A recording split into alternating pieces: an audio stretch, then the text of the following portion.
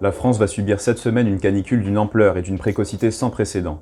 Le mercure devrait atteindre 40 degrés dans certaines régions, et en raison de l'humidité, la chaleur ressentie devrait elle grimper jusqu'à 50 degrés, ce qui en fait un épisode encore plus violent que la canicule de 2003.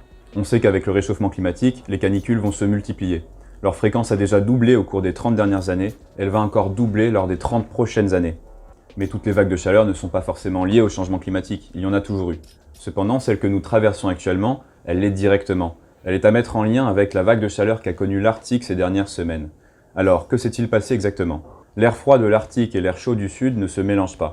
Quand ils se rencontrent au niveau du cercle polaire, il se crée un courant ascendant vertical. L'air chaud monte et l'air froid descend. Avec la force de Coriolis, c'est-à-dire l'inertie de la planète qui tourne sur elle-même, ce mouvement ascendant se met à bouger de manière horizontale, donnant naissance à un vent très puissant qu'on appelle le jet stream. En temps normal, ce courant d'altitude ondule très légèrement au niveau du cercle polaire, car la différence de température entre les pôles et l'équateur crée un effet de courant d'air au niveau de la planète et actionne des vents qui finissent par plaquer le jet stream. Puisque l'Europe et l'Amérique du Nord se trouvent grosso modo à proximité de ces petites ondulations, nous jouissons d'une alternance de masse d'air chaud et d'air plus frais. Or, avec le changement climatique, les pôles se réchauffent en moyenne 2 fois plus vite que le reste de la planète. Depuis le 19e siècle, l'Arctique s'est réchauffé de 2,5 degrés, alors que l'ensemble de la planète s'est réchauffé de 1,1 degré. La glace blanche qui renvoie l'énergie solaire laisse place à des étendues de mer sombre qui l'absorbent davantage, et qui donc accélèrent le processus de fonte. C'est un cercle vicieux, et au final, la différence de température entre les pôles et l'équateur est moindre. Résultat, l'effet courant d'air est moins fort, et le jet stream est moins plaqué.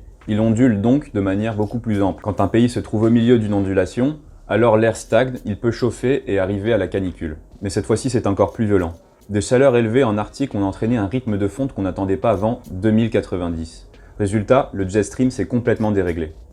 La pointe d'une de ces ondulations s'est détachée et a créé un épisode dépressionnaire dans l'Atlantique qui, en tournant sur lui-même à cause de l'inertie du jet stream, a fini par créer tout un tas de vents qui ont aspiré les masses d'air brûlantes du Sahara et les ont amenées sur l'Europe occidentale. Cette masse d'air très chaude est canalisée sur notre pays car une onde du jet stream la bloque depuis l'Europe de l'Est. Mais le pire, c'est que cette dépression atlantique envoie de l'humidité dans la vague de chaleur saharienne, ce qui va rendre cette canicule particulièrement douloureuse. L'effet ressenti pourra donc être de 10 degrés supérieur à la température réelle, pouvant donc monter jusqu'à 50 degrés. Cette canicule ne devrait durer qu'une petite semaine, contrairement à 2 en 2003.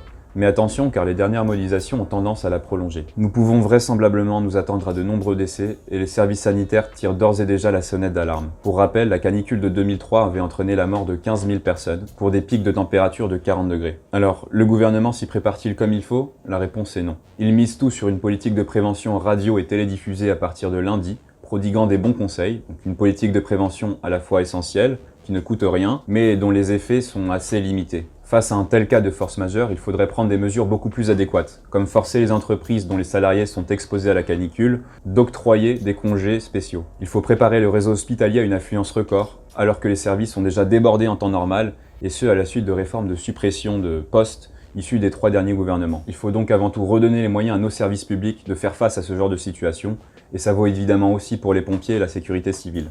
Des rondes médicales devraient être organisées pour aller visiter les personnes âgées, et il faut bien sûr adapter les villes. Il faut planter des arbres, il faut verdir les toits et élargir les espaces verts, de manière à combattre l'effet îlot de chaleur. En somme, le changement climatique nous oblige vraiment à repenser l'ensemble de notre modèle d'organisation. Si cette vidéo vous a intéressé, n'hésitez pas à la partager et à nous suivre sur les réseaux sociaux. Prenez bien vos précautions et vérifiez que les personnes fragiles dans votre entourage ont fait de même, et quant à moi, je vous dis à très vite.